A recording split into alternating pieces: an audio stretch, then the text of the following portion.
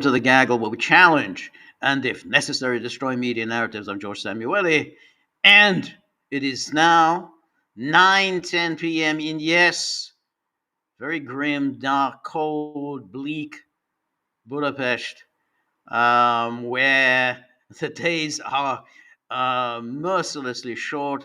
Sun disappeared, lights on middle of the afternoon, so we're all set for a long, dark, dismal winter. And but anyway, having got that out of the way, thank you very much, everybody who has joined me. And it's time for the Tuesday live stream. And really appreciate you being here.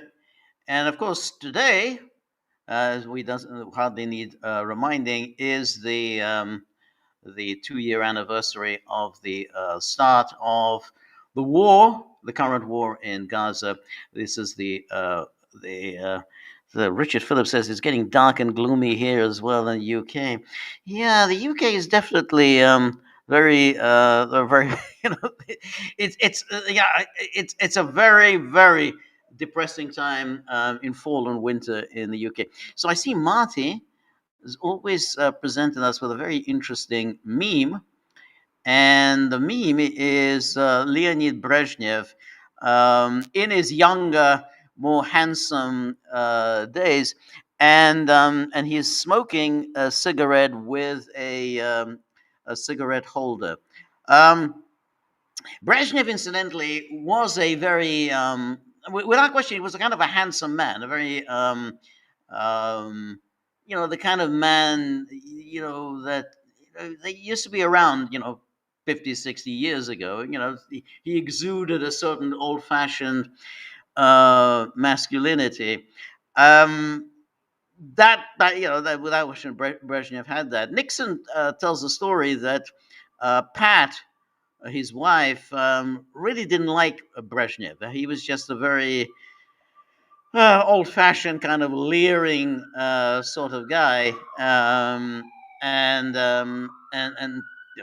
that's. I think most people remember that photograph on the White House lawn in 1973 when Brezhnev came to visit the United States, and Kissinger showed up, as was his wont. Kissinger showed up with some arm candy, namely Jill St. John, and of course then um, Brezhnev was caught by the cameras ogling Jill St. John. So that he was an old-fashioned sort of person, but it was kind of interesting that. Nixon said, yeah, he got on quite well with Brezhnev, but his wife really just couldn't stand him. So that often happens. But anyway, so today is the 2-year anniversary of the attack, and I mean, I don't have that much to say, about the attack itself. I thought that it would be more um, interesting um, to talk about, I guess the key um, issue is, well, what happens now? What happens with the Trump plan? So, as you know, I mean, the conventional wisdom has it that this Trump plan will go nowhere. This will be, it's deja vu all over again. Um, Netanyahu is just going to get the hostages out. They might release a few Palestinian prisoners as quid pro quo, and then Netanyahu will resume the war as if nothing had happened. And to be fair, I mean, I think that could well happen. I mean, I'm not saying it won't happen, but I think that um, the people who are predicting this are being, I think, are being a little bit narrow-minded on this. I think they're being willfully pessimistic and not really appreciating the difference that Trump has made. Trump is one of the few people who has actually stood up to Netanyahu, and I don't think it's appropriate just simply to ignore that and say, oh well, that's nothing. I mean, he actually did stand up to Netanyahu, but anyway, here was Trump today when asked about the peace process. So let's take a look. It's just a very short comment, and here he is. Let's see. Yep. We are very close to making a deal on the Middle East that will bring peace to the Middle East. After all of these years of uh, millions and millions, tens of millions of people being killed, there's a chance to bring peace to the Middle East. Well, the primary guarantee is once this deal happens, if it does happen, look, they're in negotiations right now. We are going to do everything possible. We have a lot of power, and we're going to do everything possible to make sure everybody adheres to the deal. All right. So you can see what he's saying. He's going to make sure everybody adheres to the deal. Now, again, the conventional wisdom is that Netanyahu is not going to do it, and Trump's just going to rubber stamp whatever Netanyahu wants. The reason why I'm not at all sure that that is what's going to happen is that Trump has associated himself with this agreement. Um, as the way it stands, Hamas surrenders power, withdraws its forces, and then a group of Palestinian technocrats takes over under the supervision of the board, a board of peace, the chairman of which will be President Trump himself. And then on the board will be Tony Blair, and presumably there'll be other, notable worthies. But I think what's important here is Trump will be chairman of the board. So he will be nominally in charge of what happens in Gaza, and it's his peace plan. I mean, I know some others have come up with it, and then it's just simply there was the Arab peace plan, and then there was the New York Declaration with France and Saudi Arabia. But ultimately, it's Trump and the Trump White House that published this peace plan. So it's out there. It's in black and white. This is the plan going forward, and he presents himself as the chairman of the board. So if you're chairman of the board, then you basically have a responsibility for the company. So he's nominally will be responsible for what happens in Gaza. Not Netanyahu. Netanyahu will not be in charge. Trump will be nominally in charge. Now, then it says in that 20-point plan, admittedly it's a little vague, but it says within that 20-point plan, Israel will not annex Gaza, and no one will be forced to leave Gaza against their will. That's the Trump plan. That's there. That was issued by the White House. And now the question is, well, so he's just going to go ahead and let Netanyahu do whatever he wants. Why would he do that? Trump, has no particular commitment to the Greater Israel project. He doesn't care about Greater Israel. Admittedly, he couldn't care less about the Palestinians, but he does care about his rich friends in the Gulf. So he cares about those people. Those are rich friends in the Gulf who are also very much a part of this peace plan, and therefore, he will be anxious not to antagonize them. He also cares about his legacy, which is the Abraham Accords. It's been made clear to him that any move by Israel, for instance, to annex the West Bank, will be will mean the end of the Abraham Accords. I mean, that's basically that was made clear to him. So that will be the end of his legacy. We've also seen that Trump, when he wants to, is capable of cracking down on Netanyahu. Again, remember what happened last week. You know, we when Israel attacked Qatar to assassinate those Hamas leaders who were negotiating and examining Trump's plan. Naturally, the conventional wisdom was, well, of course, this was all Israel did this in coordination with Trump. That's it. That was boom. You know, that's the view from alt media. Yeah, yeah, of course. Israel did this with coordination and approval from Trump. Trump obviously, you know, even his response, immediate response, was clearly anger. He was not at all happy. We knew that Israel only informed the Trump administration about the impending attack while the attack was happening. I mean, it was too late for the Trump administration to do anything about it. But anyway, but Trump clearly indicated he was unhappy about what they did. And then last week we had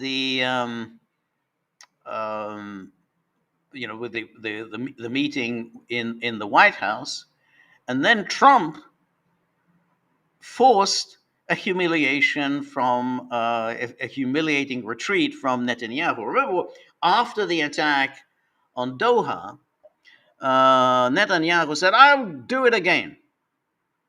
I'm going to do it again. You know, when Israel's security is concerned, you know, I will, you know, I don't care about anything. Don't care about the sovereignty of any country. I would do it again." And then that's not what happened. You know, that you know he came to the White House, and Trump made Netanyahu call um, the Prime Minister of Qatar and issue an apology for the attack. Now, Netanyahu wanted then to say, "Oh yeah, yeah, well, we only apologized for killing a security guard. You know, and a Qatari security guard. That's all we apologize. We didn't apologize for launching this attack on the sovereign country." And then Trump released the transcript of the call. In other words, he didn't allow Netanyahu to walk away with this fake claim. Let me just show you what the White House released about that phone call. It's quite humiliating for.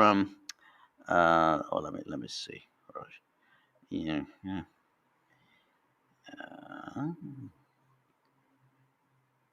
Uh, where are we?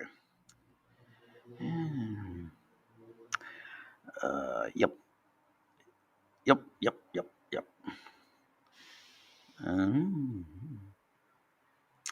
and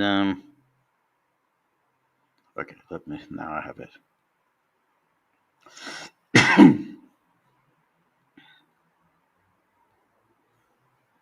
So here is um, the, uh, the call for the readout from President Trump's call with Prime Minister Netanyahu of Israel and Prime Minister Al Thani of Qatar. And then, blah, blah, President expressed his desire and so on to put the relations on a positive track after years of mutual grievances and miscommunications. And then the leaders accepted the president's proposal to establish a trilateral mechanism to enhance coordination, improve communication, resolve blah, blah. And then, as they underscored their shared commitment to working together constructively and clearing away misperceptions. And then, as a first step, Prime Minister Netanyahu expressed his deep regret that Israel's missile strike against Hamas targets in Qatar unintentionally killed a Qatari serviceman. That's all Netanyahu wanted to apologize for. But then he goes on. He further expressed regret that in targeting Hamas leadership during hostage negotiations, Israel violated Qatari's sovereignty and affirmed that Israel will not conduct such an attack again in the future. So he expressed regret that Israel violated Qatari sovereignty, something Netanyahu had flatly said he would never do, and affirmed that Israel will not conduct such an attack again in the future, which again he had said in the immediate aftermath that, yeah, you bet we're going to do this again. So that was the first step. What Trump did to Netanyahu. Then Trump signed a security agreement with Qatar that basically, I mean, when you read it, it's like the something like an Article 5 type of agreement that the United States has with all the other member states of NATO. In other words, he's saying there that yeah, that basically, if Qatar comes under attack from anyone, basically you're going to have the United States to deal with. I mean, it's not saying the United States will go to war, but United States will regard that as an attack on the United States. So that was a clear warning to Netanyahu not to do this again. Now, that already demonstrates that the United States is kind of fed up with Netanyahu, and therefore the whole idea that Netanyahu runs everything is just simply not true. Netanyahu runs things as long as a U.S. president is willing to be run by Israel. If the U.S. president isn't willing to do it, then it doesn't get done. So this is why there's a definite distinction that needs to be drawn between what happened in the case of Iran and what's happening in the case of Gaza. Because in the case of Iran, Trump had long ago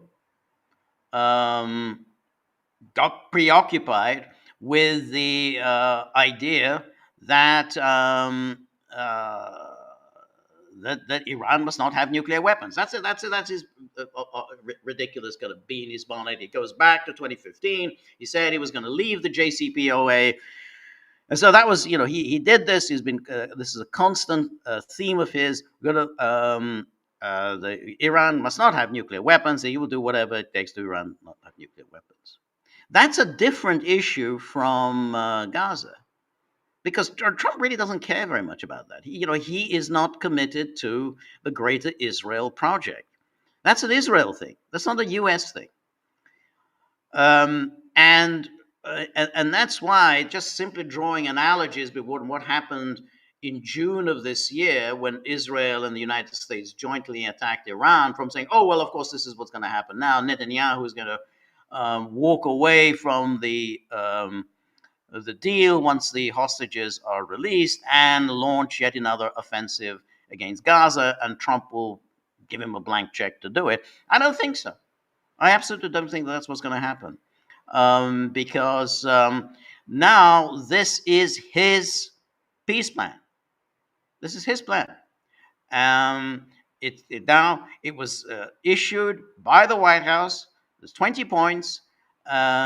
He himself is now personally involved. He will be running Gaza nominally anyway. He's going to be the chairman of the board. And therefore, if Netanyahu just launches an offensive, it's going to make the board look ridiculous. It's going to make Trump look ridiculous. That's different from the attack on the Iran's nuclear facilities, because that at least was consistent with what Trump had been saying for years, namely that Iran must not have nuclear weapons. I'll leave aside, the ridiculousness of that position, because Iran had no intention of getting nuclear weapons. Iran wasn't close to getting nuclear weapons, and all that stuff. That's a different issue. But nonetheless, this was a policy Trump had been committed to. But in this case, here he has joined forces with his friends in the Gulf. He went to the Gulf. It was a big trip. It was he hasn't made too many foreign trips so far. This was a big trip he made to the Middle East. Visited Saudi Arabia, visited Qatar, visited the UAE. Um, he clearly has business interests there. He intends to have business interests there. Um, Jared Kushner, his son-in-law, has business interests there, and he doesn't want to upset them. And I think that if and he knows, now Trump knows this perfectly well. He knows that he is Netanyahu's boss. Netanyahu's not the boss. He knows. He said, I mean, remember that clip? We've played this a couple of times, where Trump is asked about the West Bank, and he says, that about Israel and Israeli annexation of the West Bank. He said it's not going to happen. And why isn't it going to happen? He says something like, because I say so. It's not going to happen. That's it. It's just it's not going to happen. And then when he's asked, well, have you discussed this with Bibi? It doesn't matter whether I've discussed it with Bibi or not. It's not going to happen. So he knows perfectly well, if something happens when the United States signs off on it, it doesn't happen when the United States doesn't sign off on it. And that's why I think that that was clear. Why did he feel so strongly on the subject of the annexation of the West Bank? This wasn't a mealy mouth response. He said it's not going to happen, because he wants to keep in with the his friends in the Arab world, and in the Arab world, particularly the Gulf states, and he wants to keep the the Abraham Accords. He wants to keep them in place. And I think that that's really the uh, crucial point. This is why I don't think just simply going, doing a kind of an analogy, this is what happened in the case of the in Iran, and therefore this is what's going to happen now. I think it's a very different situation. And well, take a look. Some people have questioned what I said. Let's see if there's anything.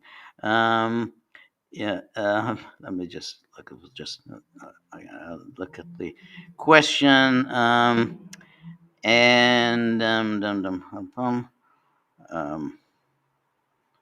all right, let me just go back to the um, uh, this is a little difficult. Um, so yeah, no. Well, anyway, it's I'm difficult is getting those scrolling up on this. Um, yeah, all right. Well, all right. So I can't get back to there was a couple of points that were made that I wanted to discuss, but um, so that's one thing. The other thing is, of course, that Trump yesterday seemed to leave open the question of whether he will provide Tomahawk missiles to Ukraine. Now, I do think that I am somewhat skeptical as to whether he does this, and the reason uh, is, I mean, obviously, there's the logistics of it. Whether how many Tomahawk missiles does the United States have? I mean, does it have them to spare? There's also, of course, the problem that you need the launchers for the Tomahawk missiles. So uh, because they are essentially launched by sea, and they are launched through submarines. They're not really launched. There's not ground. You don't really launch them from the ground. And I mean, there are some ground-based launchers, but there aren't too many of them, and it's unlikely the United States will provide Ukraine with those ground-based launchers. But um, what I think was striking about it, and I think Trump is just goading Putin. I mean, he's kind of openly showing disdain for Putin, and that I think that's the part that I find rather troubling and rather dangerous, because he seems not to have too much respect for Putin. He used to have respect. It doesn't seem to. I mean, that goes together with the comment about the paper tiger and so on. So I think I mean, he's kind of putting this out there. I mean, it's like a trial balloon, but a trial balloon assumes that, well, they can actually do this, and I do have my doubts whether this is feasible. That there are enough cruise missiles to spare, and that Ukraine is able to, they have ground based launches. I don't think that can happen. Um, but but the fact that you're talking about it is I think quite remarkable, because he's basically saying, okay, well, we'll provide, maybe we'll provide the Tomahawk missiles to Ukraine. And this is something that, keep in mind, has already come up before. I mean, remember, Zelensky had been talking about, I talked about the Tomahawk missiles with President Trump, and President Trump said, well, I'm going to think about it. And then remember, J.D. Vance, he was on television, and he also said, well, yeah, this is under discussion. Um, this is not a good situation for Russia, because it means that essentially they're not the United States is not really not respectful towards Russia. It isn't afraid of Russia, and that was, I thought, the troubling aspect of that paper tiger crack, which was that that essentially the United States just doesn't respect Russia. So the subject of the Tomahawk missiles came up during the Valdai meeting, and Anatol Lieven was the one who asked Trump about, well, what do you think about this discussion of um, providing Ukraine with Tomahawk missiles? So let's just take a look at how Putin responded to that. So here's Lieven, who says, recently there has been public discussion in the West of two serious potential escalations: the supply of Tomahawk cruise missiles to Ukraine and the potential seizure of ships with Russian cargoes on high seas, not just in ports and territorial waters. Could you give us your view of the dangers of this, and perhaps say something about how Russia would respond? And then Putin says, yeah, something dangerous regarding the Tomahawks. This is a very powerful weapon, even if, truth be said, it is not exactly up to date, but is still a formidable weapon that does pose a threat. Of course, this will do nothing to change or affect in any way the situation on the battlefield. As I've already said, no matter how many drones you give to Ukraine, and no matter how many seemingly impregnable defense lines they create using these drones, the fundamental issue for the armed forces of Ukraine is that as long as they have staffing shortages, there's no one to fight these battles.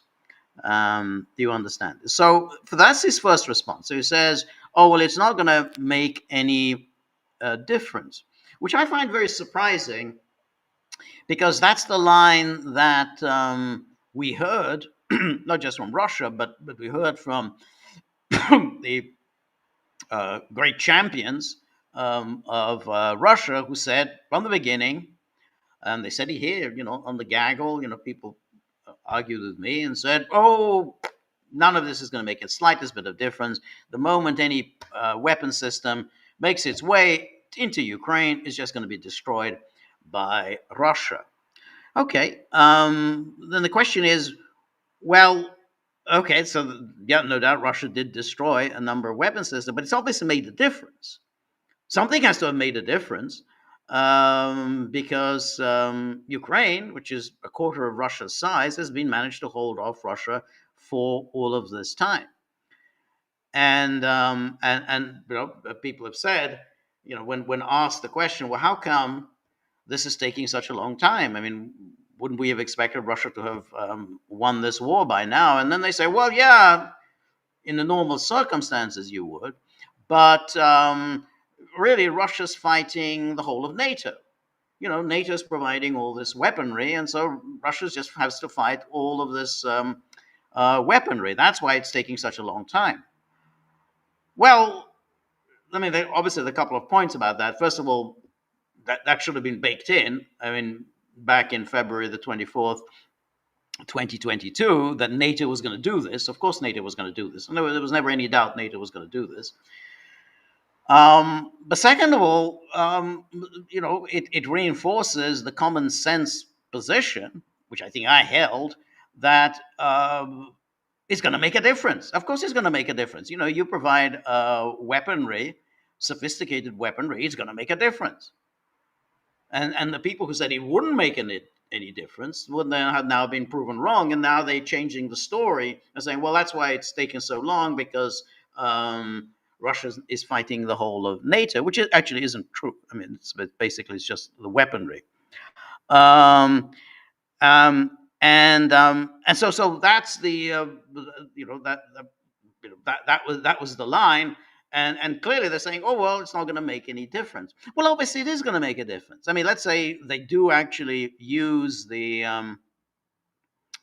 Tomahawk missile. Again, I'm not saying they are going to do it, and I'm not saying Trump is going to provide them with the Tomahawk.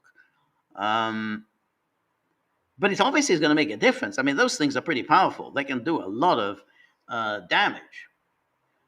They're going to knock out oil refineries. They can, destroy arms depots, destroy armies. I mean, obviously they can do a lot of damage. Obviously, that's going to make a difference. So therefore, to take this kind of rather blasé attitude about this is somewhat surprising. And the thing is that when people say, "Oh, it's not going to make a difference," they always say, "Well, the battle lines, the battle lines. Oh, it's all that matters is the battle lines." Well, that's partly true. Yes, there's a battle line in Ukraine, but there's another battle that's going on in Russia, which is Russia keeps getting hit. The more you get hit, it is going to make a difference. So there's more than just one battle line to take into consideration. There's the one in Ukraine, which is grindingly slow, but okay.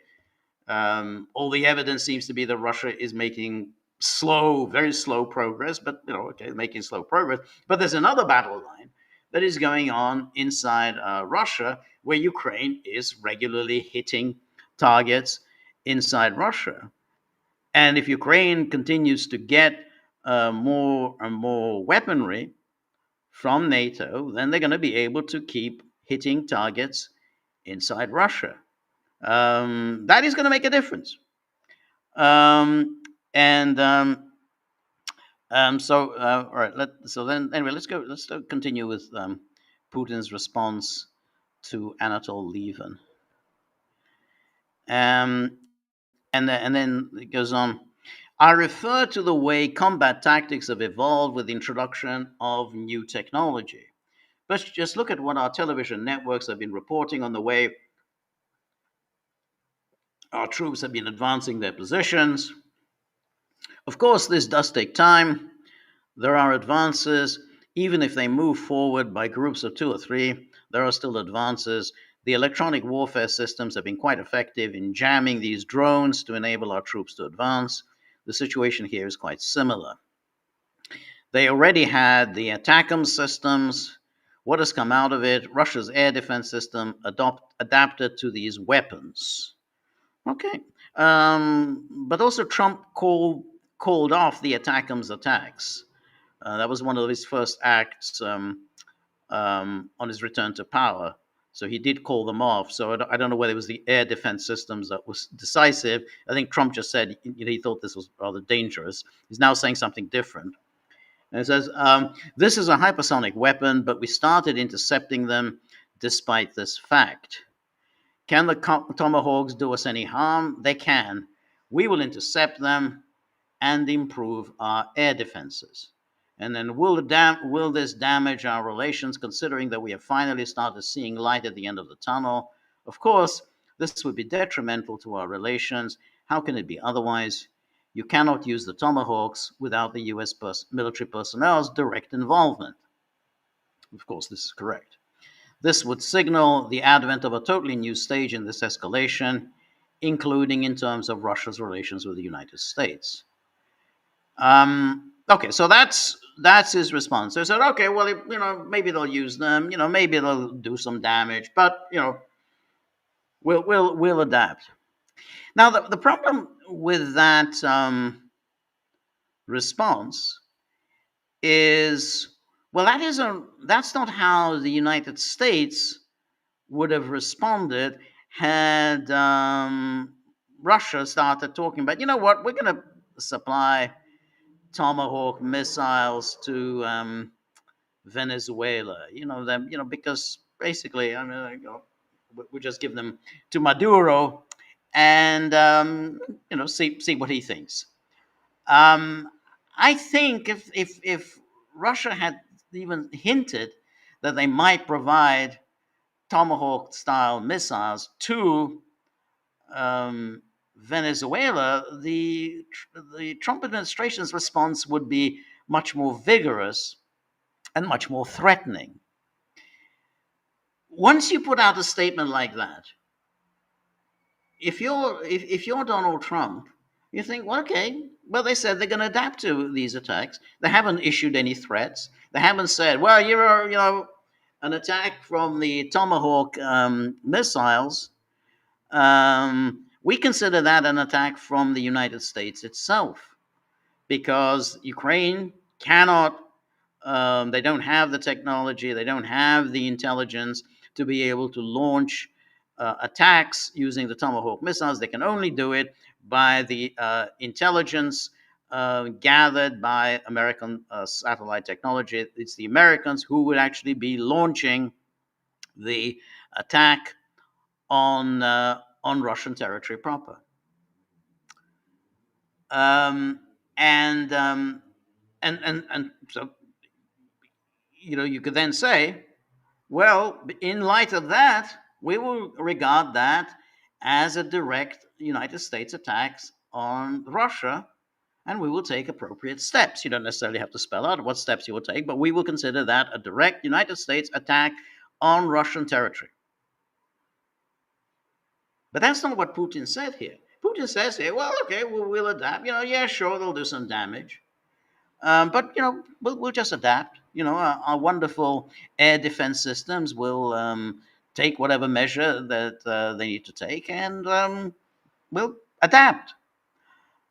Uh, that's more or less an encouragement to the Americans, because remember the Americans have been probing and probing and probing ever since February 2022, because initially they were a little nervous, as everyone had always been nervous, about getting into a direct armed conflict with Russia.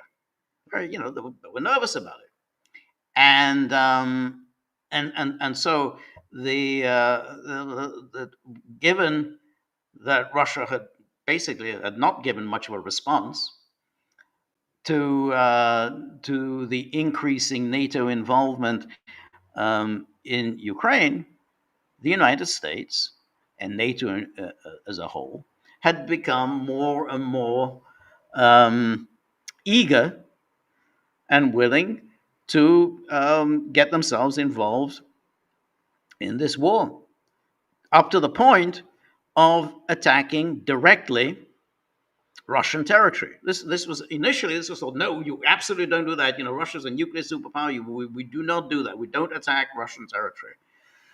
But hey, they're now attacking Russian territory. Now we're talking about um, Tomahawk cruise missiles, and you know, Trump has now put it out there, and he's floating a balloon to see how Russia responds.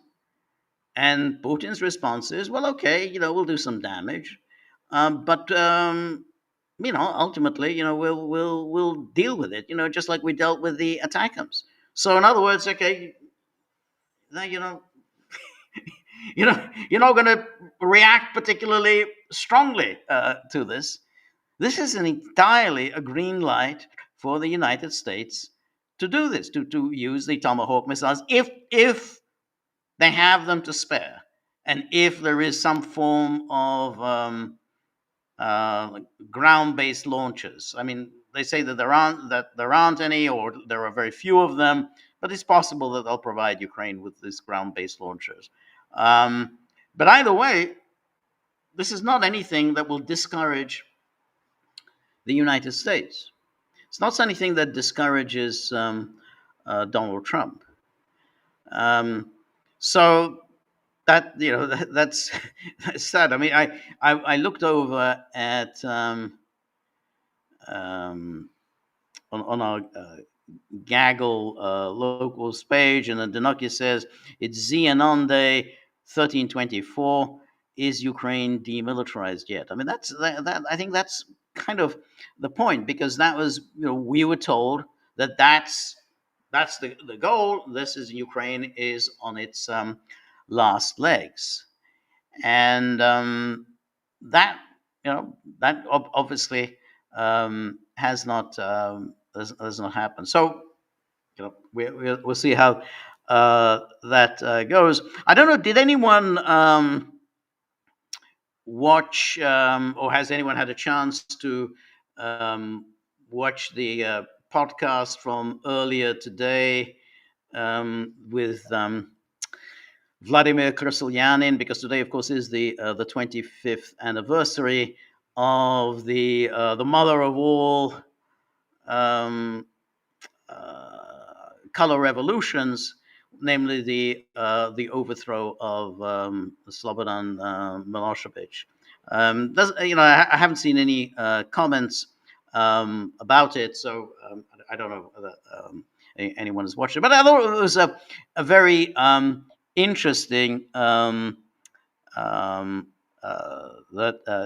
discussion, and sort of Ethelbert says, what if that's the kind of stuff Putin and Trump discussed in Anchorage, controlled escalations? I don't know. I would doubt that that's what they discussed in Anchorage. I just don't think Trump when he gets into these sorts of meetings, I think he would like to come to some kind of an agreement. I don't think that's what they were discussing. I think they were actually discussing what you would expect them to discuss, which was what would you settle for? What's your your final negotiating position? What do you what will you take as a win and walk away?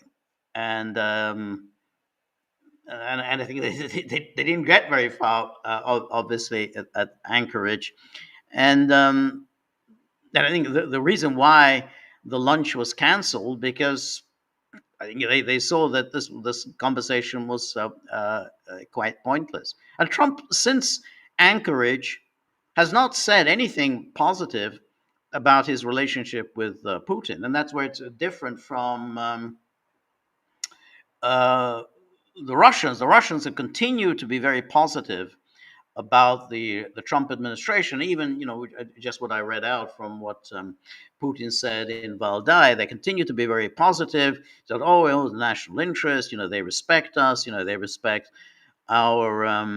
Our particular national interest, just as we respect the Americans' national interest, but we haven't heard anything of the sort from Trump.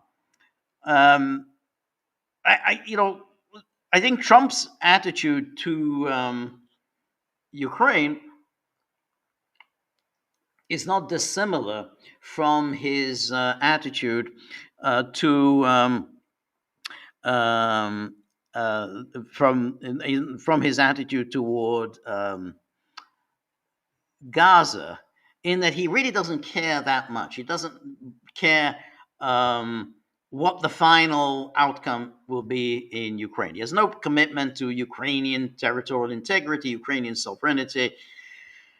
Cares nothing about it. Doesn't care about values, whatever, whether Russia's a democracy or Ukraine's a democracy. He doesn't care about any of that. He wants this war to be over with. This is a pain in the neck for him, and potentially quite dangerous.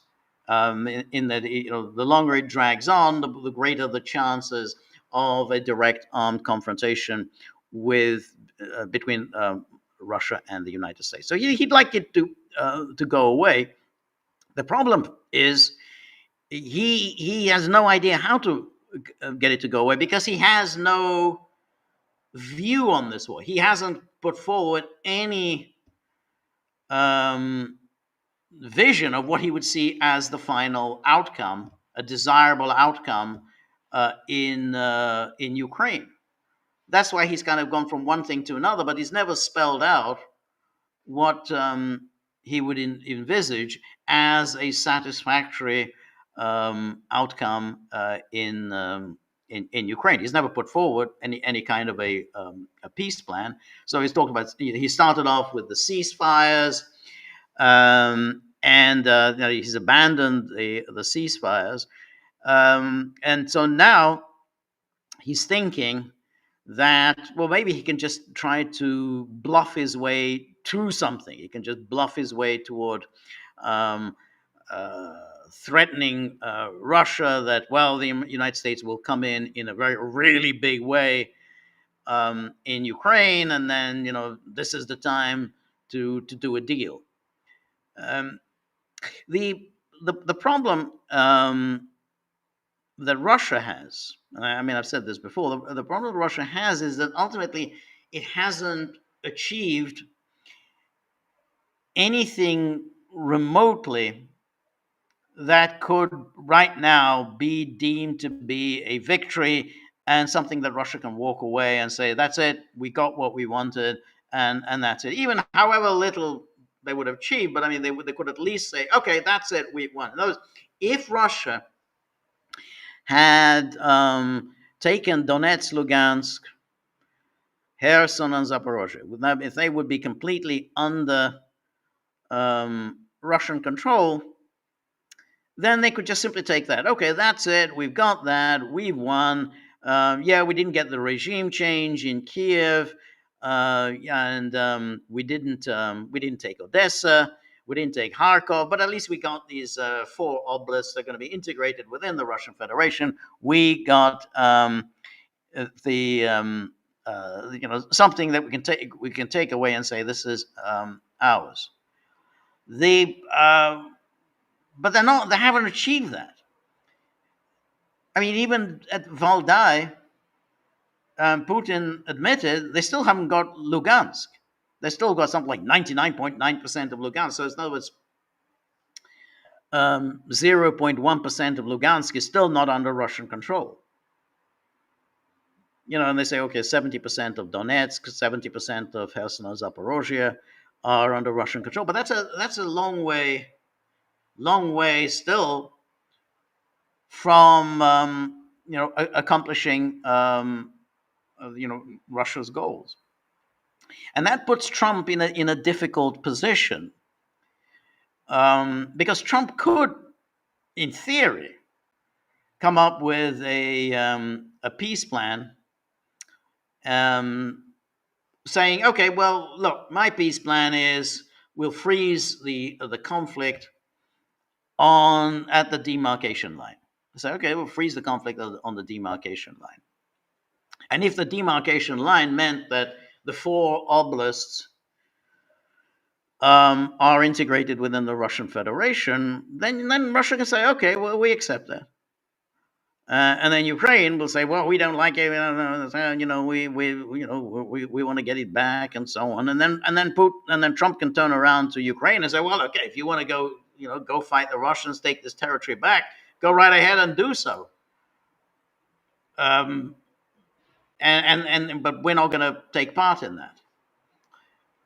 But the problem with is that when Trump came along and says, "Okay, let's freeze the conflict on the demarcation line," well, Russia was bound to say no, because the demarcation line does not incorporate the oblasts, the four oblasts that Russia claims. So there was no way that Russia could accept that plan. But the point is, you could see the way Trump is thinking. Trump would say, "Okay, well, this is the demarcation line. Let's freeze the conflict here." Now, if Russia had succeeded in taking those four oblasts, then they could turn around and say, "Okay, we accept that. That's a deal." It wouldn't really be a deal. It would be a long way from accomplishing the goals they set out in February 2022. But at least it's something that Russia could at least claim, "Yeah, we got this. We achieved this. Hard-won territory. It's now we got this new uh, lands that are going to be incorporated within the Russian Federation." But if you don't have that, then Russia has no interest um, in freezing the conflict, and then Trump is really at a loss as to what to do. Um, I mean, if you try to be in Trump's mind, he could absolutely he could pull the plug on Ukraine. I'm sympathetic to that position. I'd probably say, yeah, pull the plug on Ukraine, bring that to an end. That's it. But I don't think that's the way Trump thinks. I mean, Trump is thinking to himself, well, why should I pull the plug on Ukraine? Because Ukraine has fought quite well. I mean, they're up against it. Russia's much bigger, and they've managed to do pretty decently. Why should I pull the plug on them? I mean, I'm not saying that that's my view. I'm just saying that's how Trump sees it. Well, why should I do it? Why should we pull the plug on Ukraine? Why should we provide to Ukraine that which Russia hasn't been able to seize for itself? J.D. Vance said this, I think, earlier this year. Um, he said that, well, why should we do this? Why should we give to Russia territory that Russia hasn't been able to seize by force of arms? And that's we're talking about the four oblasts. I mean, Russia wants all of the four oblasts, but why should we help them do that? Um, you know, I mean, it's just it's Russia's problem. This war is Russia's to win. This war is Russia's to win, and one has to be realistic about this, because we can all Mearsheimer and all the rest of them, they go on Napolitano and they denounce Trump, Trump, and so on. And it's perfectly reasonable to criticize Trump, but it's not on Trump. This is Russia's war to win or lose. It's not Trump's. It's Russia's. And so therefore, you know, that's how Russia has to be. Whatever the plan was, I mean, if there was a plan to use Trump, really to end this war somehow. That he will work out some sort of a deal. I don't think that's working. So, irrespective of whether he is going to provide um, tomahawks, I mean, he's made clear. Trump has made clear that he intends to go on arming Ukraine. He's going to go on arming Ukraine. No ands, ifs, and buts. There's that hope that Russia and we all had that he would stop providing arms for Ukraine. That's gone. He's now made clear he was going to go on doing it, irrespective of whether he delivers um, on the tomahawks. But he will go on providing arms, which means that ultimately the war will continue. I mean, I don't at this stage. I don't. You know, the the, the theory of the case that sooner or later Ukraine will collapse. Well, that could take some time, um, because I haven't I haven't seen that happening as yet. Anyway, let's take a first of all look at what's going on our locals page. The people who who very generously, the members of our locals board, who very generously keep the dogs going. They know that the dogs are uh, angry, frustrated, mean, and there's, people are very generous and say, no, we've got to do something about this. So anyway, Danaki says, Dear George, it's Xenon Day, 1324.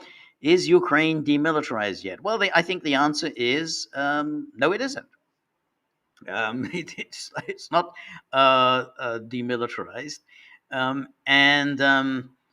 that's a problem. But as I was saying earlier, even that you could at least, of course, that was part of the there was the war objectives that Putin announced on February 24th, 2022, the demilitarization of Ukraine. And all right, we can put that on the back burner because that's just not doable unless Ukraine collapses, and I don't see evidence of this collapse, and particularly not now, given that Trump has made this commitment. Trump has made he's unambiguous. He will be providing weapons to Ukraine. Now, there's a caveat, which is, oh well, but NATO will be paying for it. I mean, I think that's just nonsense. I mean, I don't think NATO will be paying for it, or if they're paying for it, the United States will be providing the funds. I mean, they'll just be, they'll lend the money to the NATO powers, and they're going to buy this weaponry on U.S. credit. So, I think that's just smoke and mirrors that the NATO is going to be paying for it. I mean, what's important is that Trump will continue to supply Ukraine. So all of that early euphoria back in February when Zelensky, had that blow up in the White House. Oh, Trump is going to pull the plug on Ukraine. That isn't going to happen, and it was always unlikely that it was going to happen. But what I say is that, even if you put that on the back burner, the demilitarization, oh, we didn't get the demilitarization. What did you do? The denazification? No, we didn't do the denazification. But what did you do? Well, we got these, the 4 oblasts are now part of the Russian Federation. Well, we achieved that. Okay, you can say, okay, well, you achieved that. That's something. You can walk away with your head held high and said, you've taken a chunk of Ukraine. This is territory that should always been a part of Russia. We have righted a historic wrong, a wrong committed by the Bolsheviks when they handed over essentially Russian territory to Ukraine. We've righted that. We've achieved something. And that would be something. And without question, I mean, Putin could then walk away and the Russians could walk away and say, okay, well, we achieved that. Now, there'll be questions asked. You know, was the loss of life on this scale worth these these goals? And particularly given that Lavrov has said on a number of occasions, he's kind of blurted this out, that Russia doesn't need any additional territory. Russia has plenty of territory. It's the biggest country on earth uh, in terms of territory, so it doesn't really need additional territory. It needs population. It needs people to populate that huge territory, and that's definitely a problem, not just in terms of the falling birth rate in Russia, but in terms of the loss of life. I mean, just through this war.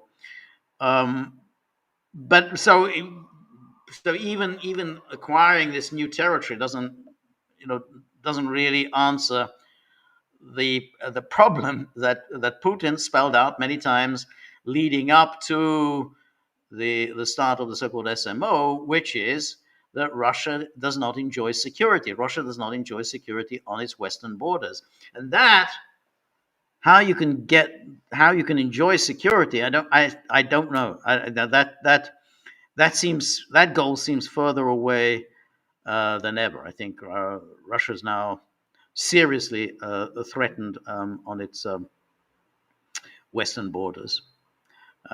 Anyway, thank you, Denaki, and thank you for all of your great postings. And Dennis Misty. Dennis Misty, welcome. Thank you very much, Dennis. And Dennis Misty says, "Have you been that moody little Robert Capa Photography Museum in Budapest, George? The Guardian lady in the lower hall is so evocative. Maybe Spanish ladies in Granada. I haven't been to that. No. Yeah, maybe I should do that. But that, I could, that's a good suggestion. Um, and but yeah, that thank you. Thank you for that suggestion. Thank you for your contribution. I'm going to do that maybe this weekend. Um, and Ergos says, fascinating article. Another great piece of work associated with the gray zone. If indeed Mossad and possibly the US guided or had an active role in the kidnapping and assassination of Aldo Moro, this helps understand how some politicians can be so cowardly. Yeah, I read that article. I mean, it was a fascinating article, as you say. I'm not sure the evidence was especially compelling. I mean, it's one of those things that are interesting theory. Um, but the Aldo Moro case was indeed really interesting, and he had been a former prime minister of Italy, and then he was kidnapped um, by supposedly by terrorists, and then the government took a very hard line um, with the kidnappers. They said they weren't going to pay any ransom, and then Moro was found dead. He was found, shot dead. So it was always remained a kind of a mystery who was really behind the Aldo Moro kidnapping. Um, I mean, it was attributed to various left wing groups. Um, and but then there was also the speculation that it was maybe one of the right wing groups, one of the many right wing groups that had emerged in Italy after the war, part of the Operation Gladio. So that was interesting. And now there's this the Mossad thing. As I say, it was interesting. I'm not sure it was particularly compelling. Um, well, I mean, the Mossad thing is definitely um, always fascinating. I mean, it's like the uh, Max Blumenthal says that anybody who deals with Israel always has to worry about if they're going to get targeted by Israel. So there's the talked about the that Israel Netanyahu left a device, an intelligence device in the Downing Street toilet. And Boris Johnson wrote about this in his memoirs. So you always have to think about what Israel might do. And I think you have to be nervous, and particularly when they have these ingenious killing devices. I mean, what they did with Hezbollah, with all the pages, and the so you could say, well, you really don't want to get on the wrong side of Mossad. So I think when yeah, I mean, I can understand, that all the politicians have to be wary.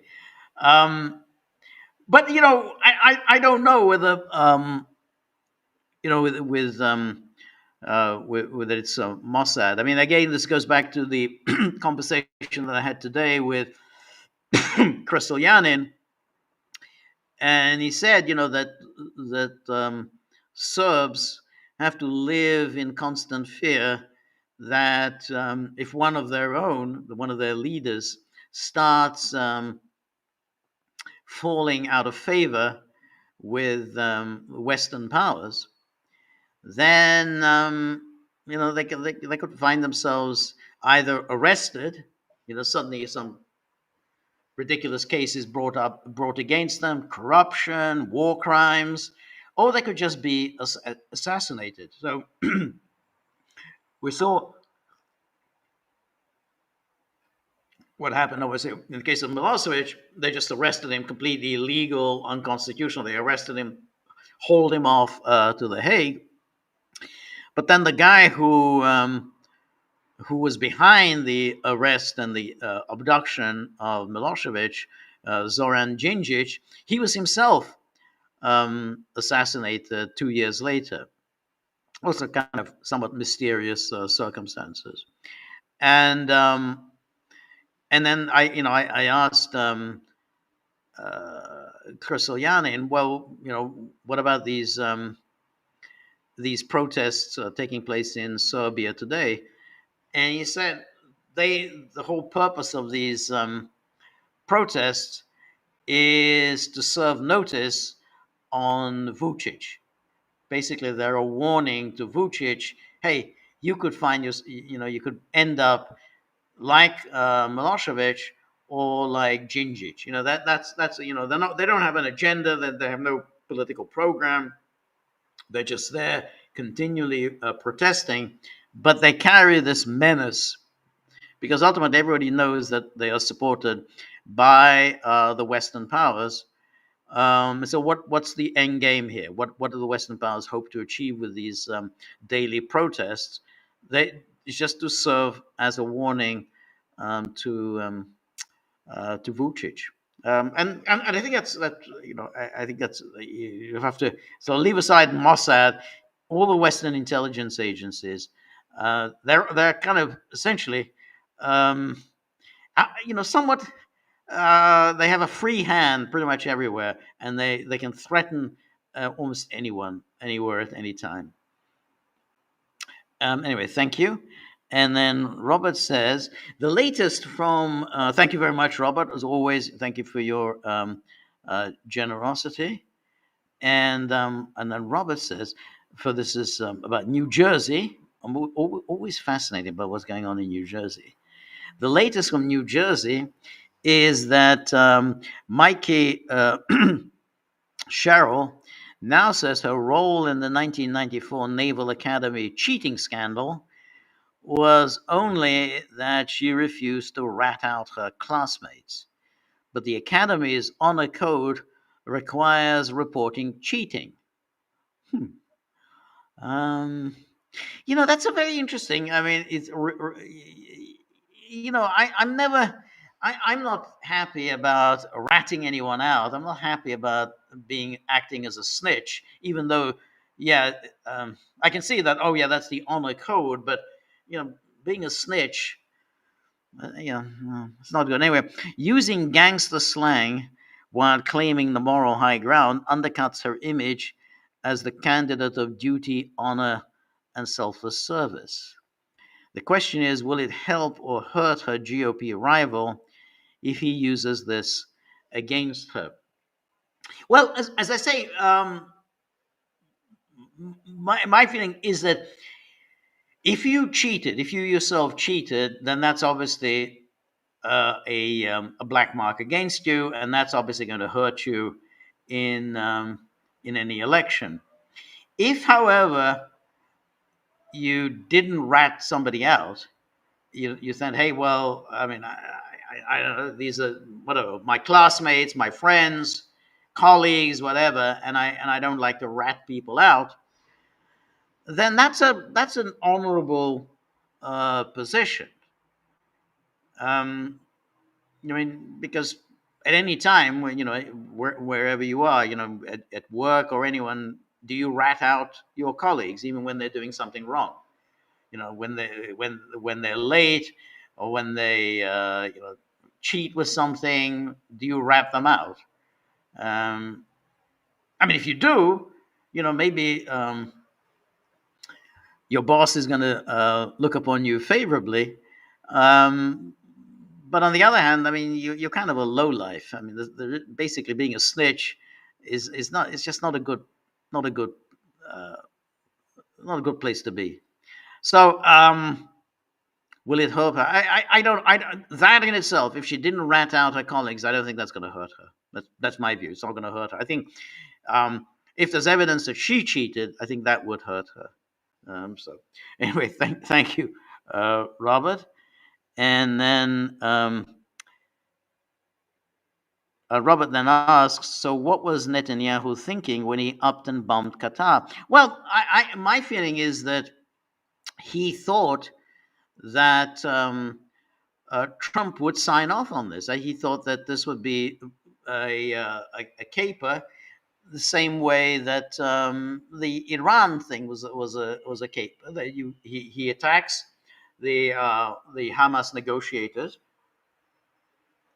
he kills them, and then he turns around to Trump and says, "Look, there aren't any Hamas leaders alive anymore. There aren't any negotiators alive anymore.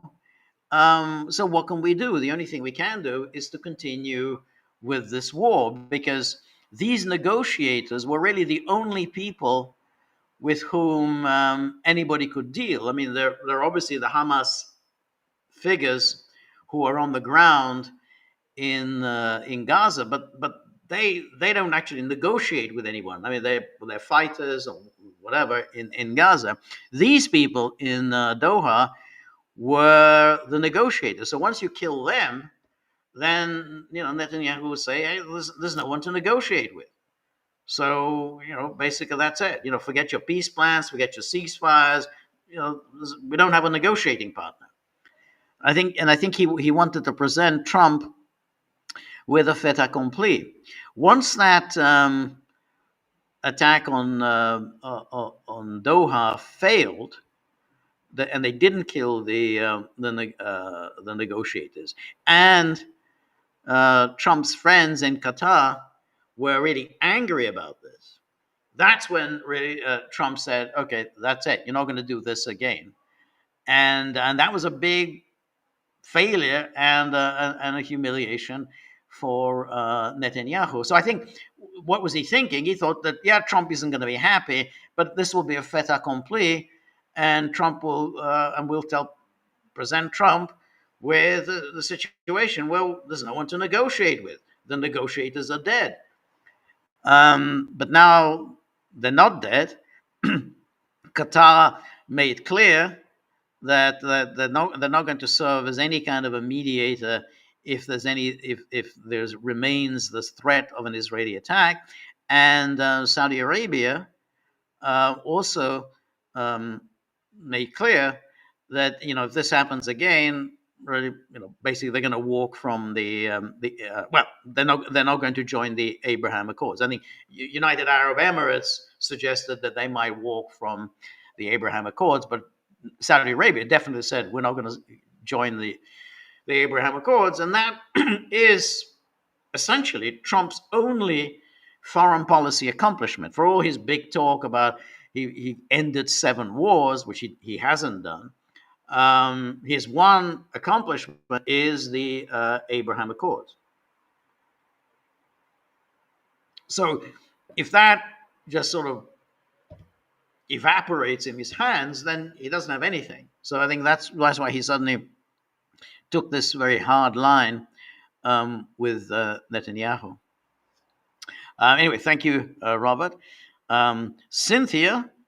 Now, as I always say, Cynthia is our resident film expert, a scholar with an encyclopedic knowledge of cinema history, and she's a very active participant in the locals page, and particularly our film screenings, which are available for free to all members of the Gaggle locals community. And so we watch every week a great film. And not only to watch it, we get to enjoy Cynthia's extraordinary encyclopedic knowledge and insights and aesthetic judgment. So it's somehow it's a really a unique experience to have to watch, there's classics of cinema and read Cynthia's amazing, insightful commentary. So yesterday we screened the Soviet classic Solaris, and I think, to be honest, I think Cynthia just outdid herself, providing so much amazing information. So please, if you're a member already of our locals community, watch Solaris, read Cynthia's commentary. If you're not a member, please join. You get to watch amazing films, and you get to enjoy Cynthia's extraordinary commentary. I thought Cynthia would ask a question about Solaris, because it's a really fascinating film, obviously open to all kinds of interpretations. And I very much like to hear Gaggler's interpretation of the meaning of Solaris. So it's there. It's on our locals board, pinned. So watch it and read, Cynthia's extraordinary commentary. Anyway, back to Cynthia's question. It seems like Zionist propaganda is becoming so overtly contrived that it's nearing a saturation point where no one could possibly fall for it anymore. And now I hear that these brainwashing Zionists are digitally roping in Christian churchgoers through their cell phones, saturating their minds with their propaganda 24/7. They're even developing a project to game the algorithms of ChatGPT and other AI platforms in favor of Israel. So surely that saturation point has been reached, don't you think? Well, yes, there's a saturation point. There's no question, but that doesn't mean that it is ineffective, because what's going on here is, in a way, the Israel project is an elite project. So we have the saturation point, but we hear what ordinary people say about Gaza, about Israel, about Palestine. We hear all of that, and then we see these polls which show that support for Israel is at rock bottom. We've never seen so much unpopularity for Israel. We've never seen young people turning against Israel. But you go to Congress, and Congress is overwhelmingly still wildly, enthusiastically supportive of Israel. Just look at the nonsense we've experienced today, October the 7th. everyone's just simply continually talking about October the 7th, which incidentally everyone has been talking about October the 7th since October the 7th, 2023. And but suddenly today's a special day. Now we can spend all day 24/7 talking about October the 7th as if we haven't been doing this every day since October the 7th. Um, so this is a kind of a this is an elite project. It's done. It's media. It's politicians. It's big money. It's very important. The big money of of the billionaires, and they can just bully anyone who's not buying into this. Uh, so we have the U.S. Civil Rights Commission investigating anti-Semitism.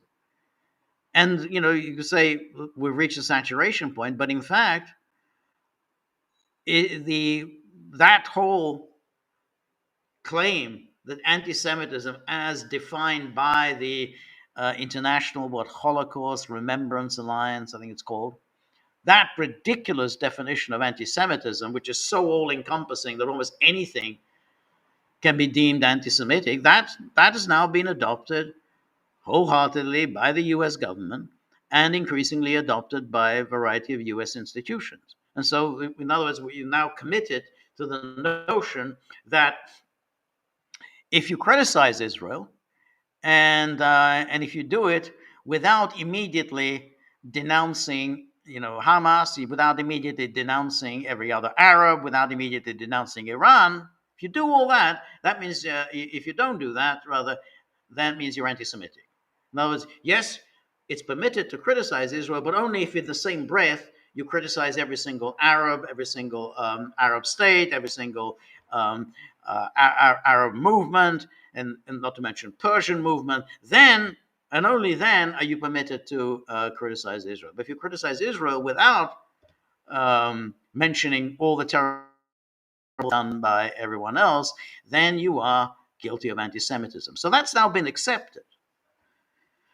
And uh, and how is it done? Well, it's done by brute force. You use the coercive powers of the state, and essentially the coercive powers of big money. The what big money did was to threaten students with no jobs when you leave college. So in other words, you spent these huge sums of money on your law school fees, and you're expecting a nice big job in a white shoe law firm in order to pay off your student loans, and lo and behold, you're not going to get a big job in a big white shoe law firm, and you're going to have those huge uh, fees burdening you for the rest of your life. So that's serious stuff.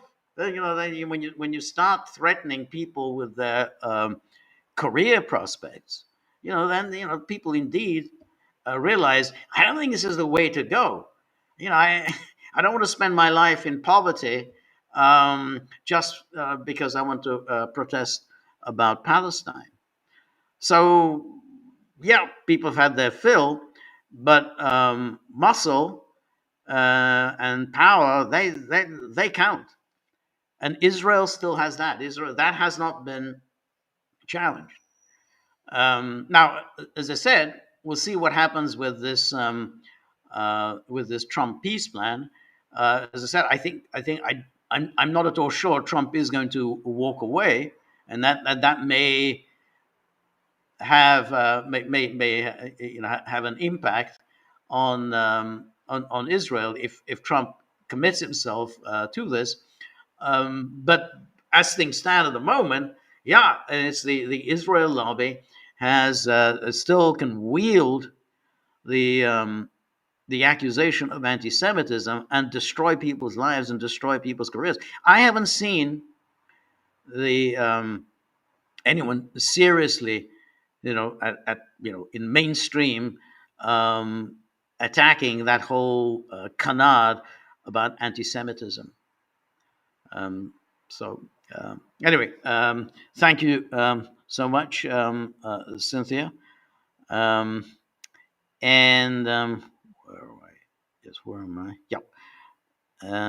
Yes. So then Cynthia goes on, and speaking of AI, I hear that Elon Musk is creating an anti-woke alternative to the very woke Wikipedia, which he has named Grokipedia. But will Grokipedia also be anti in other such ways, namely anti war, anti empire, and anti Zionist? Actually, I think that it's next to impossible to be anti war and anti empire without also being anti Zionist. Yeah, I think so. So I have my doubts that Grokipedia will be anything more than an anti woke rag. Unless, of course, Musk is somehow an anti-Zionist, which I doubt. No, I kind of agree with you. It's very interesting what they did to Musk, where he started wandering off the reservation, and then they brought him to heel, and he did his pilgrimage to Auschwitz, and then he went off to uh, chat amicably with Bibi Netanyahu, and that was that. So the the I'm not at all sure this Grokipedia will work. I mean, it's going to be a huge commitment to do something like that, and and you'd have to wonder whether precisely what you say. What where are they going to go if they're just going to be a making sure that everybody's singing from the same hymn book, and saying nice things about Israel and Zionism the whole time. I don't think that's going to fly. I don't think it's going to be a great success. I mean, I do think, in principle, there should be an alternative to Wikipedia. I mean, I think Wikipedia is obviously unsatisfactory in many ways, um, but but do, go just sort of going into a kind of as you said, anti woke um, cliches. That isn't an alternative. So, well, but we'll see. But I'm a little skeptical whether there's going to be anything uh, anything to this. But Musk is an ingenious person. Um, and like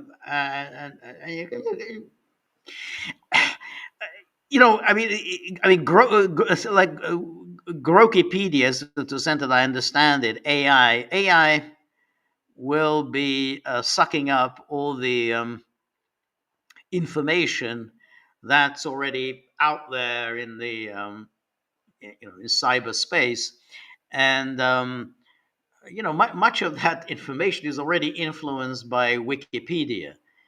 Um, so it's just like when you do Chat GPT and you ask a question, it's extraordinary how often the answer comes out, which seems to rely on Wikipedia. So I don't know how Wikipedia will overcome the problem that already the information space is dominated by Wikipedia.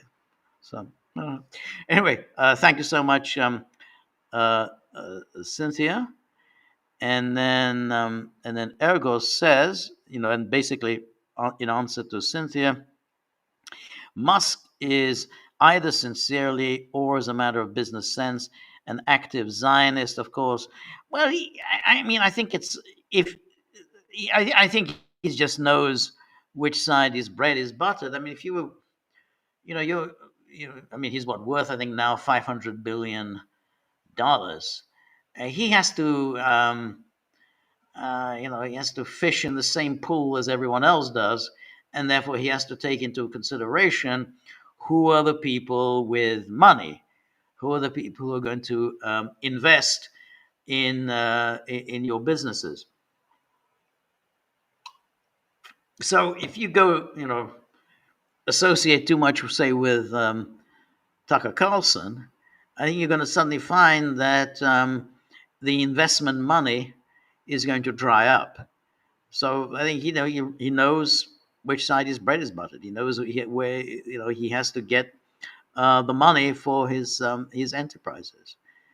Um, so I think that's whatever his own feelings. I mean, I'm sure he basically when doesn't care about Zionism. I'm sure he doesn't particularly care for Netanyahu or Israel. I think he does care about the bottom line. I think he likes very much to be the richest man on earth. And if you go down the path of condemning Israel, you're soon going to find money drying up. Anyway, and you are correct. There is a fundamental inconsistency. This is Ergos talking to Cynthia, and you're correct. There's a fundamental inconsistency being anti-war and pro-Zionist. Is Trump anti-war though? Hardly. That's a very interesting issue about the what Trump is, because he talks on the one hand about how he wants to bring these wars to an end, and I do think really he wants to bring the Ukraine war to an end. He doesn't want this war. He doesn't think it's his war. He thinks it's a huge waste of time and money and energy and resources for the United States. And he also doesn't think much of this whole thing about West Bank and Gaza. He doesn't care about the greater Israel. It's not his country, so he doesn't care about that. However, Trump has launched new wars. So he kind of parades as, well, I'm against war, and he's been now in office 9 months, almost 9 months. He hasn't ended either of those wars, and but let's say those are difficult wars to end. But the problem is that he's starting wars of his own. So the Venezuela thing is a war that he seems to be starting. I mean, he's now determined to start a war with Venezuela, and that it goes back to his time during his first term. He's basically quite preoccupied with removing Maduro from power, and he can only do that if he goes to war. And so here's a story. Let's take a look. This is a story from the New York Times, and this is from yesterday's New York Times, and it says here, this is the peacemaker president. It says that Trump calls off diplomatic outreach to Venezuela. The move paves the way for a possible military escalation against drug traffickers or the government of Nicolas Maduro. So the whole issue of drug trafficking has proved to be just simply a mechanism to go after Maduro. So he's kind of launched this. Trump has launched it. The peace president has launched this this war against Venezuela, and says President Trump has called off efforts to reach a diplomatic agreement with Venezuela, according to U.S. officials, paving the way for a potential military escalation against drug traffickers or the government of Nicolas Maduro. And then Rick Grenell, special presidential envoy and executive director of the Kennedy Center, had been leading negotiations with Mr. Maduro and other top Venezuelan officials. But during a meeting with senior military leaders on Thursday, Mr. Trump called Mr. Grenell and instructed him that all diplomatic outreach, including his talks with Mr. Maduro, was to stop. And then he goes on, Mr. Trump has grown frustrated with Mr. Maduro's failure to accede to American demands to give up power voluntarily. Well, that's not very non-interventionist, demanding that Maduro give up power, and the continued insistence by Venezuelan officials that they have no part in drug trafficking. And there's no evidence anywhere from the Drug Enforcement Administration or from UN reports about drug trafficking that Venezuela is a key player in international drug trade. American officials have said that the Trump administration has drawn up multiple military plans for an escalation. Those operations could also include plans to force Mr. Maduro from power. Marco Rubio, the Secretary of State and National Security Advisor, has called Mr. Maduro an illegitimate leader and repeatedly cited a U.S. indictment of him on drug trafficking charges. So when you look at that, you say, okay, well, what Trump is here doing is essentially starting a war against Venezuela. He is obviously, this is for him, this is unfinished business from his first administration. If you recall, during his first term, there was a coup. Well, first of all, he recognized Juan Guaido, as the president of Venezuela. Then there was a staged coup, which failed. Then there was a kind of a concert. Richard Branson organized concert just outside Venezuela. Supposedly, it was done in order to um, get Maduro out. Then there was that special operation when some Americans landed in Venezuela to kidnap Maduro. There were assassination attempts by Maduro. So Trump was very actively involved during his first term in trying to get rid of Maduro, and so he's launched this. So again, you're pitching to for the Nobel Peace Prize, but this is a war that Trump has started. And then, of course, when we look at Iran, this is also a war Trump started. There was no state of war between the United States and Iran, well, not during his first term and not during the Biden administration. And then Trump launched this attack on Iran's nuclear facilities. So that's an armed conflict that Trump had started. So when you say, is Trump anti war? It's a very peculiarity that Trump proclaims himself to be anti war and his supporters claim he's anti war when there's two wars that he has started. I mean, he says, oh, I ended 7 wars, but those wars he had nothing to do with.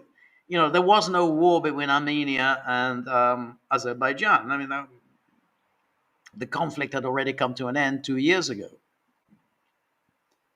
Um, India and Pakistan. India said Trump had nothing to do with ending the fighting between the two countries. Congo and Rwanda. Kosovo and Serbia. I have no idea what he's talking about with Kosovo and Serbia. He ended some war between Kosovo and Serbia. So he keeps saying that he ends these wars, but there was no war there for him to end. But in terms of what he has done, I mean, he's launched armed conflict. Now, I think he is going to attack Venezuela. I think he is going to start bombing Venezuela sometime in the very near future. I doubt whether the bombing is going to have much of an effect in terms of getting Maduro out. But in terms of whether he can buy off uh, figures in Venezuela, offer them a lot of money if they can kill Maduro or kidnap Maduro, deliver him into the hands of the United States. That may work. I don't know. I mean, American bribery, that can take a certain way. America has a lot of money to throw around. So, what, $50 million reward for Maduro. So you go to these military in Venezuela and start talking about the 50 million that might be heading your way. No, that might do it. So it's not impossible that they will succeed in getting Maduro out. Um, the bombing, I think, won't. And I think if Trump does go down the bombing route, and it does look as if that's where he's heading, then I think that's probably going to lead to the military losing interest uh, the assassination abduction program against Maduro. Once you start bombing, then there's a rally around the flag effect, and the military is going to rally around Maduro. But if he doesn't do that, then I can see, some military figures taking out Maduro. Um, anyway, Robert says, as I recall, the 2017 Tomahawk strike on Syria looked staged, 59 missiles fired, yet little real damage to hangars hit. The question now is, even if Trump greenlights new strikes, will it be another choreographed show of force or something that actually inflicts uh, damage? Um, well, I would have thought that these things kind of do inflict damage. I mean, even if the attacks will be on refineries, oil storage depots, arms depots. I would have thought that they would do some damage. Um, I guess everything depends on the explosive power of the warheads you fit onto the missiles. I mean, the missiles that they launched against the Iran's nuclear facilities, they seem to have been quite powerful. I mean, I think they did do the considerable damage. Um, so I don't know. Even if let's say that he doesn't that doesn't happen. Let's say that they decide this will just be choreographed and so on. It's still a considerable humiliation for Russia. Um, that for Russia just to sort of shrug its shoulders and say, okay, well, this is something we have to live with. You can't maintain yourself as a military nuclear world power if you get hit on your own territory and you don't really retaliate. Retaliating against Ukraine, that's not an answer because Ukraine isn't really behind this. It's the United States is behind this. So if Russia just simply says, okay, well, this tomahawk didn't do us very much harm, and the real battle is the front lines in Ukraine, as we're being told, now 3.5 years, that's where the real battle line is. Then essentially you have become no different from, say, Syria. The Syria basically gets thumped. It gets thumped by Israel. Or at least Syria. Well, Syria now, but even especially during the Assad years, it just gets thumped. And because you're so weak, and you have so little military capability, you have so little uh, strong air defenses, and so limited retaliatory power, because if you retaliate against Israel, then Israel is just going to come back and hit you 10 times harder. Then that's how you become you suddenly are relegated to the level of Syria, Yugoslavia, Libya. They get bombed. You get bombed, but you don't do any bombing yourself. You just get hit, and you have to take it because you're just simply not strong enough. Somebody just you get thumped, and you just have to accept it. Like at school. The big boys will just thump the little boys. The little boys know that basically there's nothing much they can do about it. That vitiates your pretense to be a great power. So even if that happens, and as you say, that the strike with the tomahawks won't do any real damage. The damage is to the prestige of Russia, because Russia still is fighting under the rules of engagement, which means they don't extend the war beyond the borders of Ukraine. Well, that's a freebie for the United States. It's a freebie for NATO. They can just go on escalating. They can go on assisting Ukraine, knowing that Russia will not take any measures against them. And if Russia doesn't take any measures against them, then essentially, Russia is, I'm sorry to say, to quote Trump, is a paper tiger. The thing about Trump is, whatever else you can say about him, he has a certain common sense. I mean, he does. He says, well, if we can thump you, and you don't really thump us, then you're just a paper tiger. You're not a great power. The United States isn't going to accept that. The United States isn't going to accept somebody just bombing it with cruise missiles. Whether the cruise missiles are carrying serious warheads or not. So, anyway, thank you so much, Robert, as always. And NKMRD, thank you. NKMRD says, good evening, Gagglers. Good evening. Says, well, Trump at least looks like he carries some weight on his shoulders at the moment. I agree with many that it's almost impossible to see a clear cause. Expectations and hopes for Gaza are dim. Well, as I say, I mean, you can certainly argue that and say that it's going to be deja vu all over again. A couple of months time, we'll be back to where we started. Israel still pummeling Gaza. Forget the peace plan, forget the peace board, forget the Palestinian technocrats, the Arab security force. All of that, it's all history. It's maybe, but I think there's my own view is that there's more to it than that. I think that once Trump associates himself with this plan, his peace plan, he's the chairman of the board, then I think that there is a chance that this war in Gaza will come to an end. Now, that doesn't mean we're heading towards a two-state solution. We're heading towards Palestinian statehood. No, I don't think we're anywhere near that, and I think that's very, very unlikely. Because I think once you get some kind of an international presence there, then that's going to stay. It's going to stay there forever. We've seen these international presence; they never go away. They'll be there forever.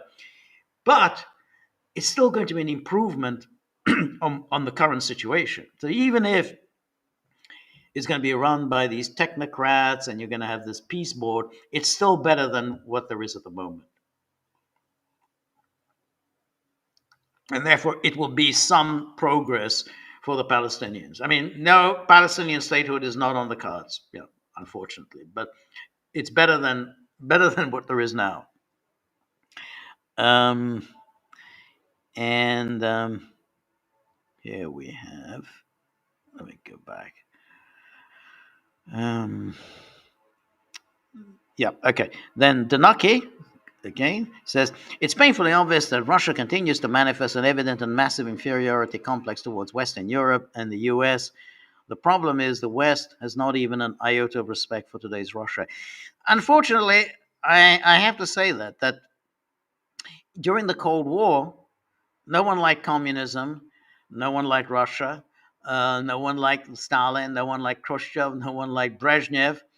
But the Soviet Union commanded respect. The one thing you always knew about the Soviet Union, you didn't mess with them. Don't mess with the Soviet Union. You don't joke around with these people. These people are ruthless. They are absolutely brutal in suppressing dissent. They are brutal about defending their borders. Don't mess with them.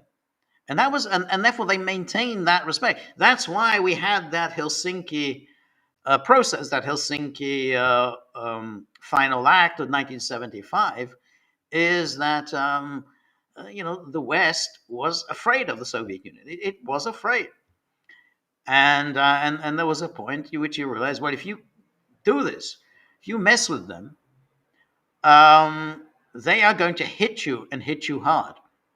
Remember, every single U.S. president who dealt with the Soviet Union during the Cold War always backed away from messing around within the Soviet Union's backyard. Eisenhower in East Berlin in 1953, Eisenhower again, Hungary in 56, um, Kennedy when Khrushchev built the Berlin Wall, Johnson when the Soviet Union invaded Czechoslovakia, um, Reagan at the time of Poland and Solidarity. They all knew you don't mess with the Soviet Union. We don't like it. It's evil empire, as Reagan talked about, but you don't mess with them. No one has that attitude anymore. That's a dangerous situation, and that's what I mean. Like I read out what Putin said at that Valdai. That's a green light. I mean, if I'm Trump, I'm thinking that's a green light to give the Tomahawk missiles. Yeah, why not? I mean, it's not like Putin said, well, if they do this, we regard that as a direct attack by the United States, and therefore we will go to the source of the attack.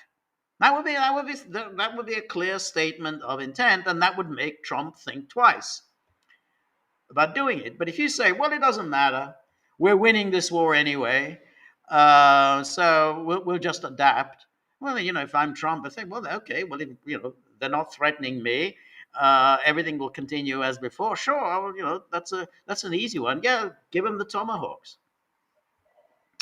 Um, that was the thing when Trump said that, used that phrase, a paper tiger. That's a word of contempt. No one talked about the Soviet Union under Brezhnev that it was a paper tiger. People may have laughed at Brezhnev because he became so infirm um, in his later years, and people were terrified of Khrushchev because with Khrushchev, when he banged his shoe on the table and he would shake his fist at Western leaders, he terrified them. And yeah, he was just an ordinary guy. He played on that. He's just a peasant. Hey, you don't mess with me. But just that state that commanded respect. No one liked communism, but nonetheless, the Soviet Union commanded respect. It's not there today. Anyway, Ergos says, uh, um, but which says, I meant Musk, not Trump. Musk, if Musk is Musk anti-war, though hardly. Oh, but I know, but you could easily have said exactly the same thing about Trump. Um, Summer Petros, good to see you. Thank you so much, and I'll probably see you soon in Budapest. I think that's so, which will probably be grim and depressing, but hope to see you very soon. Thank you. Thanks for the generosity. And Richard Phillips says, I think it's definitely business sense. This is about Musk. His overall attitude indicates to me he wouldn't be a big fan otherwise. Yeah, I agree. It's Musk, Trump. That's very similar. They don't care about Israel. They certainly have no interest in greater Israel. It's the bottom line. And Trump, I think, does want to leave some kind of a lasting legacy. I mean, he's only got what is it? I don't know, 3 and something years left of the presidency, and he knows that after the midterms, everyone's already going to be thinking about who's coming next. I mean, because then the next presidential campaign begins. So in just about a year's time, people are going to start jockeying for, the Democratic nomination, Republican nomination, and he'll be increasingly irrelevant. So he's only got about a year to make an impact. Otherwise, after midterms, he's going to be a lame duck, Mr. Irrelevant. And then Richard Phillips goes, if Grok is anything more than not dominated than wokes and their liberal distorting information. It would be basically be useless. I don't want an information source that is anti anything. Yeah, I agree. I mean, I think that's right. But I think it's going to be quite difficult. Well, I guess the issue is what will Grok rely on? If Grok relies on its sources of information, on Steve Bannon and uh, Breitbart and everything else, then yeah, it's going to be completely worthless. I mean, I think that an interesting example of that is Truth Social. The only reason anyone goes to Truth Social is that it's Trump. If you want to know what's Trump thinking, then you go to Truth Social. Nobody would go to Truth Social if Trump wasn't there. I mean, who cares? Well, I have to go to Truth Social because Dinesh D'Souza is on Truth Social. Oh, Mark Levin is on Truth Social. I need to find out what Mark Levin is thinking. I need to find out what Ben Shapiro is thinking. So that's like, if it's just going to be, some whatever Grokopedia is going to rely on information provided by that sort of right wing ecosphere, yeah, it's going to be completely worthless. No one's going to go to it, and because it'll be as useless and as unreliable as what it has on Wikipedia, which declares I don't know. It announces that Max Blumenthal is a conspiracy-minded far right and far left figure. Completely useless. But if Grokopedia is going to be that, then yeah, no one's going to go to it. Um, and let's go back. Where are we? And then Richard Fuller says, "I'm not anti-Israel, but my opinions will be considered probably anti-Semitic because not 100% support is considered anti-Semitic by the ADL." Well, yeah, that's right. It's as I said, if you attack Israel without immediately saying, "But I reject Hamas," and I reject Iran, and I reject Qatar, and I reject the Muslim Brotherhood. If you don't immediately uh, put that as your caveat, then you're anti-Semitic. I mean, Chuck Schumer wrote a book about anti-Semitism recently, and he said, "Oh, well, I don't have any problem about criticism of Israel, but there are times when criticism of Israel seeps into anti-Semitism." So Chuck Schumer will decide what's anti-Semitic. He will decide what is appropriate and acceptable criticism of Israel or not. So if he deems that this is not an acceptable criticism of Israel, then you're anti-Semitic. Chuck Schumer has deemed that you are anti-Semitic. Anyway, Richard, but none of this is going to work because Israel is behaving so abominably. Public opinion is always going to turn sour about them, no matter what brute force the state uses. Public opinion is one thing.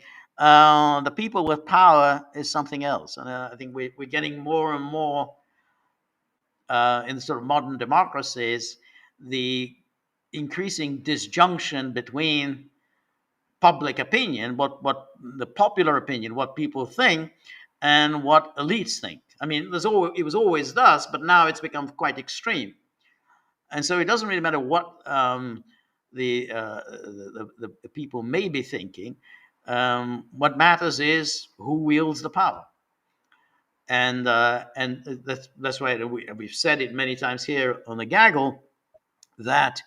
Um, the whole Ukraine project, 19 package of sanctions, and they're already working on package number 20. So they're doing all this, even though there's no interest, no enthusiasm whatsoever among the public to take on Russia, to support Ukraine. None. This is all done by elites. And they can go on doing it. They will go on. They will have a 20th package of sanction, and then the 21st and the 22nd package. And they don't care that none of that has any popular appeal. Then they'll say, well, we'll do with elections what we did in Romania, what we did in Moldova. We're going to do the same thing. We just ban the populist parties from running. That's it. That's how we deal with opinions that we don't like. And I think that's the same thing that's going to happen in the case of Israel. Yeah, you don't like Israel. Um, doesn't matter. We just call you anti-Semitic, and that's that. Do you want to have a nice job? Do you want to have a career? You want to work in a nice law firm? You want to get a professorship in a nice university? Well, then you better get with the program. Um, so, um, anyway, Richard Fern says, I don't think some people here realize just how much of a terrible reputation Wikipedia has as uh, as an alternative could be extremely successful, but yet Zionism is dead in the water. No, that's right. As I said, that there is a need for an alternative to Wikipedia. I mean, it's terrible. I mean, it's just the ridiculous things that it says. Um, so yeah, but and there's a potential there. I mean, if Musk puts his mind to it, who knows? Maybe it can work. I mean, he has improved Twitter. I mean, just remembering what Twitter was like before Musk, when you were really terrified. I mean, you would be deplatformed, and lots and lots and lots of people were deplatformed from Twitter, and so it was an enormous victory for free speech when Musk took over Twitter. So we'll see what happens. We'll see what he does with this Grokkopedia. There's a potential there, but we just have to see whether it works. I mean, you have to give him, whatever he says about Zionism and Netanyahu, you have to give him credit for saving Twitter. And um, Richard says, yes, the Soviet Union commanded respect, but the Western elites were also less reckless and more intelligent. Yeah, that's probably true. But the two kind of went together. If you're afraid of someone, that induces a certain caution, before you do anything, foolish and reckless. So they went. But it is true that in the decades immediately after World War II, the countries of the West were run by people who saw military action in World War II. It's hard to believe that just about everybody who was in government from 1945 through to about 1980, I guess, had seen military, seen action during World War II. So that induced caution among political leaders. People had seen killing, people had seen the destruction of war, and they said, that this isn't great. And so that did induce a certain caution among political leaders. But I do think that the Soviet Union, you didn't mess with it. That was the thing. You didn't like them, you don't mess with them. And you remember, when you had these summits between Nixon and Brezhnev, what did Nixon continue to talk about? The importance of peace, the importance that our two countries don't go to war. Notice he kept repeating this over and over again. And Brezhnev said this. It's very important. Our two countries do not go to war. So that was the thing. We really don't want to do this. Don't want to go down this path. And that I'm afraid is gone. I mean, there are now the overwhelming majority of Europe's elites want to go to war. They want to go to war with Russia, and I think that um, the way Russia has conducted this war, I think, has induced this loony, faux bravery on the part of these Europe's elites. I think it's a terrible, terrible idea. But unfortunately, I think Russia's brought this on itself. Anyway, but more the neocons didn't really kick off until the 90s, after the Soviet Union had collapsed. Well, no, I don't think that's true. The neocons were in their elements already in the 1980s. That was the first time the neocons made their mark, because they wormed their way in with Ronald Reagan and all the people like Richard Pearl and Elliot Abrams and Paul Wolfowitz. They all entered government with Ronald Reagan. And Reagan was smart enough to keep them at a distance, but nonetheless, they exerted influence on policy. They were important. Iran Contra was the neocons' brainchild. And then Steve says, "What decent person is not anti-Semitic at this point?" And then Steve says, "George, it has taken the past 2 years, I think, to finally convince you the degree that Jews control the U.S." Well, I think that. Well, right. That's that's something we can definitely discuss. The one thing I would suggest, the Gaggle book club, which we posted, Esau's Tears. I think it's the last book that we posted about a week or so ago, maybe 2 weeks ago. And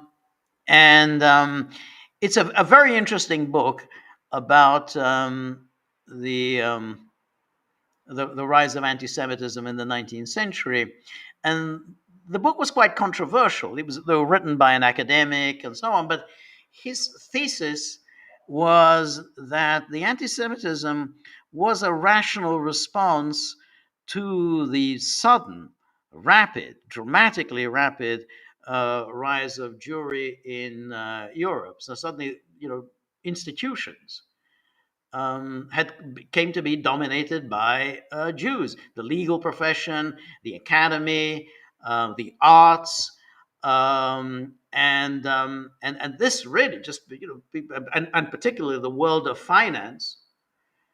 And suddenly people were just thought, "What the hell's just happened here?" These people just came out of nowhere, and they're now dominating all the key sectors of society.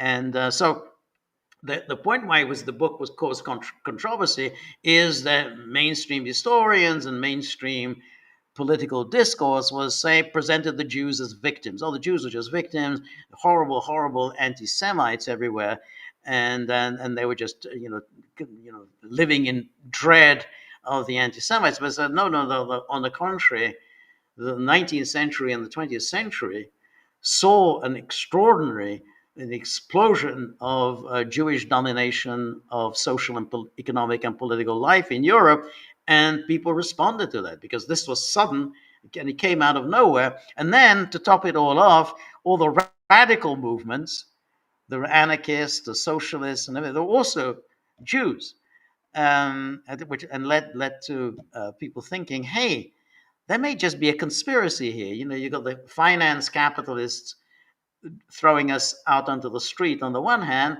and then you've got the radical socialists and anarchists who are ready to throw us in prison or to shoot us on the other hand. Maybe there's they're kind of working working the system together. It's so that's why it was a very it was a book that did again, it's done in an academic way, but at least it presented a very different picture from the usual kind of, oh my God, these poor people being persecuted by horrible Christian Gentile Europe. So anyway, take a look at it. It's there. You can download the PDF, Esau's Tears. And Dennis Misty says, I purchased a new copy of Niccolo Machiavelli, The Prince, at Waterstones, New York, on Waterstones, York. Okay, York on Saturday. I need to read it again, I think. Yeah, it's a good book. It's a good book. I mean, I think it's a very very, very. I mean, he's obviously a brilliant man, and a brilliant analysis of political life. Um, he is essentially the founder of modern political theory, and so it's always worth reading. The Prince. I mean, the Prince obviously is very accessible. It's short, but then of course you can also read his discourses on Levy. Um, which also is really interesting. So yeah, good. I'm sure you'll find this useful, and looking forward to your insights on Machiavelli and and future um, Gaggle live streams. So thank you so much, Dennis. And my time has come to an end. I thought I was going to finish early today, but there's always so much to talk about. So thank you all for joining me, and thank you above all for the really fascinating questions and uh, insights. And we and above all, thank you for those who have contributed to the tip jar, which enables us to do the journalism that we do here. Thank you, and we will be back on Thursday at the same time. I look forward to seeing you then. So until then, all the best. Good night. See you Thursday. Bye.